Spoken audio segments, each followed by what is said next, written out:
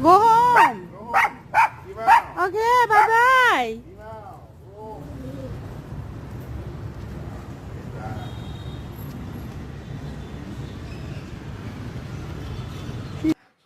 দেখছেন এই বাড়িটাতে 5টা কুকুর, তাহলে এই দেশে একজনের কতগুলো জীবনে মনে হলো 25টা বছর নষ্ট করে ফেলছি।